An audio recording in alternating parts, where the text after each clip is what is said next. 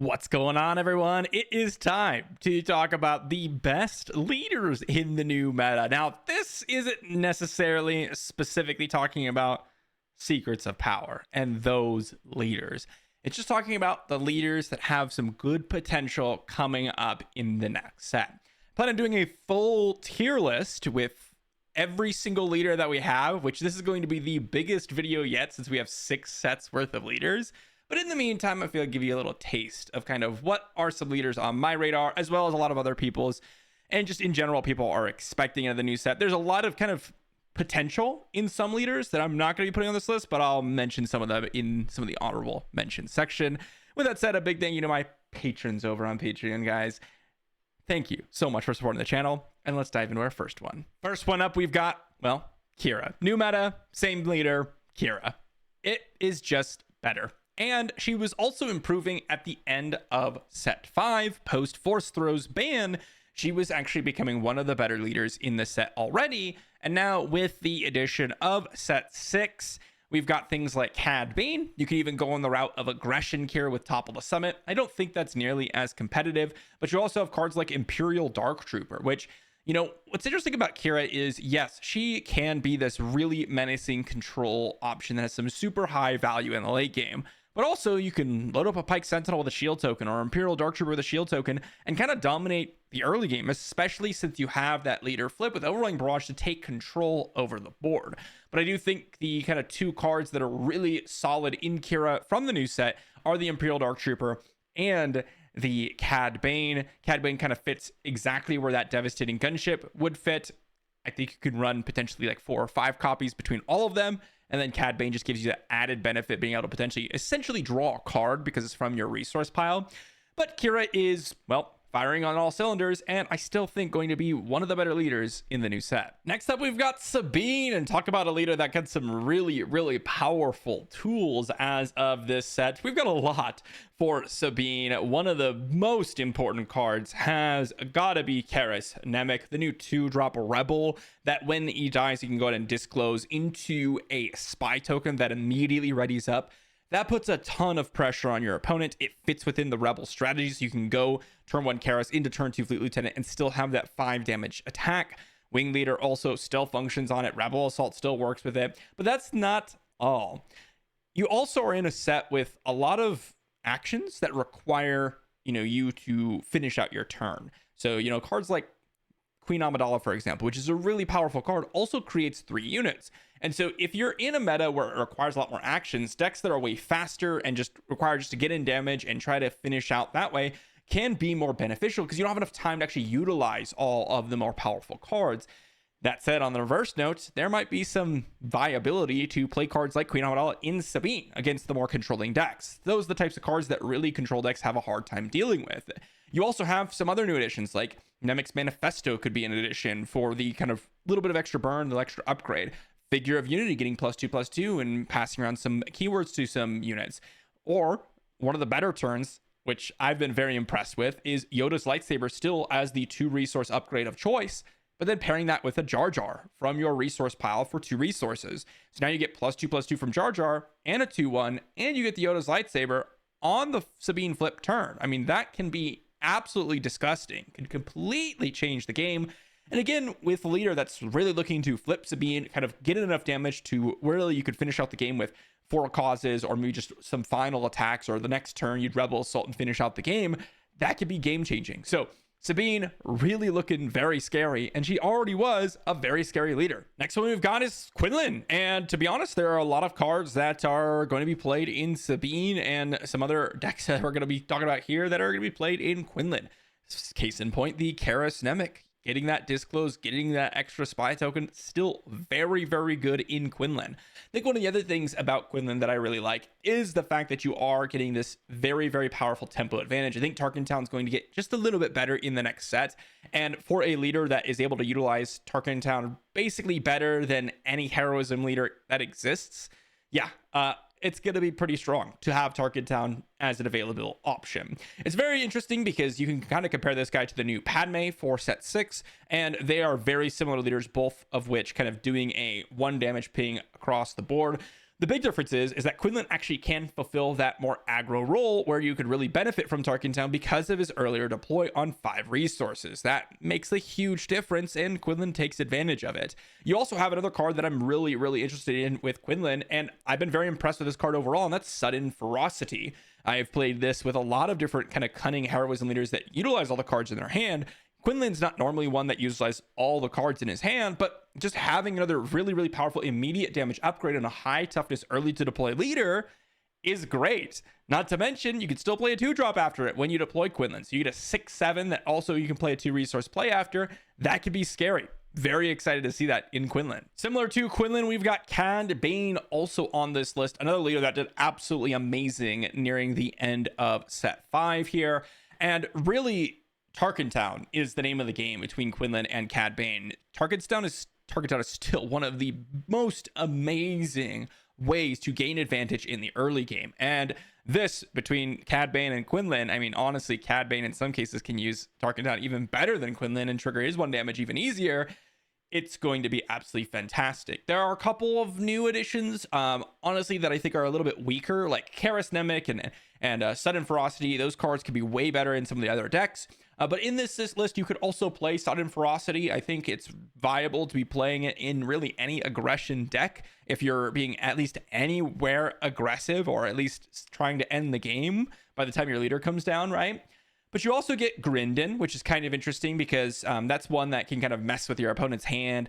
It does come out with plot, which is kind of nice. I've been a little bit more impressed with Grindin, especially with the Underworld tag, with like Bazine and things like that. You could really set up a situation where you mess with your opponent's hand like crazy, especially with Maclunky. You know, having Cad Bane play a Grindin, for example. You name a card that you think your opponent's going to have on turn 1. If you know the meta, great, you grab it. Let's say you get lucky. They play another card. Next turn, you Maclunky back a card, the Grindin, and then you replay him. Like, that is an incredible series of events that gets 2 cards out of your opponent's hand, and you've killed their play, and you're left with a 1/3, and you probably could just kill another thing because of the 1 damage ping from Underworld triggers and Tarkintown. I mean, that could do some amazing things. So I think Cad Bane is going to be awesome as well in the next set. Nearing the top of the food chain for set 5, even still competing after the Force Throw ban, we've got Boba Fett from Jam to Lightspeed. There are a couple new additions that I'm really excited for in Boba Fett. The first and very key one is Topple the Summit. This is an interesting kind of board wipe type effect where you can really mess with your opponent's board. Now, we've had bombing run in the past where, let's say you're going to go all space with Boba Fett, which you don't normally do, but there is a good heavy emphasis on space. Well, now, you know, you can hit all the ground or you go for 3 damage. But with Topple the Summit, it kind of changes things because your opponent oftentimes does redirect this indirect damage to some of their units, and Topple the Summit can kind of be this clutch card. Maybe you play a 1 or 2 copies and you just keep it in the resource pile. And what you can do is you can like flip Boba as a pilot. Maybe you've already dealt a couple damage, deal damage as you see fit, and then use Topple the Summit to wipe their board. I mean, that seems absolutely incredible, right? You could do some amazing things with Boba in that regard.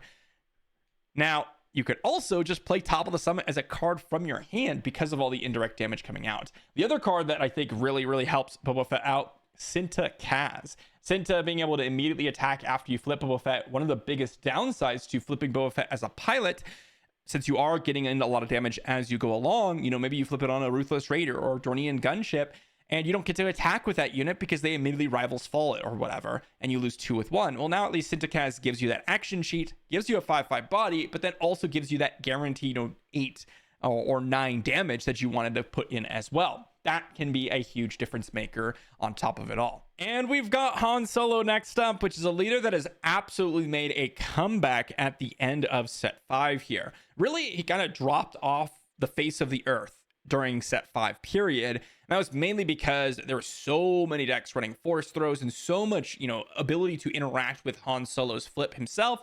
And the absence of force throw has allowed Han Solo to really do some absolute game-changing things. You know, attacking your hand, or your opponent attacking your hand when you're already using your hand as a resource, allowed your opponent to just take advantage of the fact that you're trying to go for 7 resource turns and then be able to knock out Han and discard your 7-drop, leaving you with nothing. And that was a huge problem. So make it a comeback already. One of the best decks. And then coming in with a new set, You have a leader that's really all moving around this high value oriented game plan rather than trying to take a bunch of actions and build a bigger board.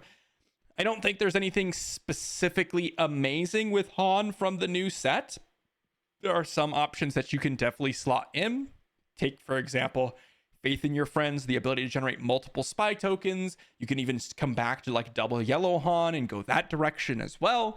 You could do a couple different things that are new from the new set, but I just think that Han's actually is still going to be one of the more powerful things to be doing in the next set. We also have Han 2 on the list, which I still think is going to be one of the better decks in the format. Now, I think this is going to be interesting because I wonder if we're going to see a different flavor of Han.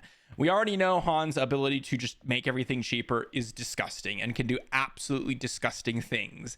And we've seen the Han Force Blue still dominate post-Force Throw and pre-Force Throw ban, right? It's just the best deck in the format, or at least top 3. But we're seeing kind of a lot of new units that may benefit from Han's ability even more so than before. One of the most impactful synergies that I have seen, and Han Green was already a deck to be contended with, but playing like Queen Amidala a turn earlier in Han can be absolutely devastating, right? You get a 5-1, but remember, a 5-3 and a 5-1, there isn't really a whole big difference between the two unless someone has like a 1 damage ping that they can do to your unit. And the fact that you could sacrifice your other units to keep her alive puts a very, very aggressive target in the game. And you get 2 units alongside it.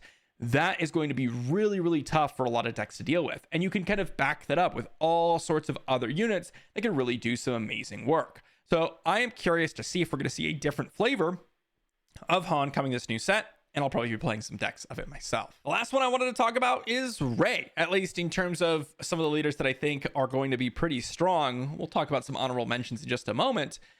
But we've got Rey here. I think there are really a couple of cards that really have given me interesting perspective on Rey that I think is going to help her out a lot. We were seeing Rey Data Vault doing some absolute work in set 4.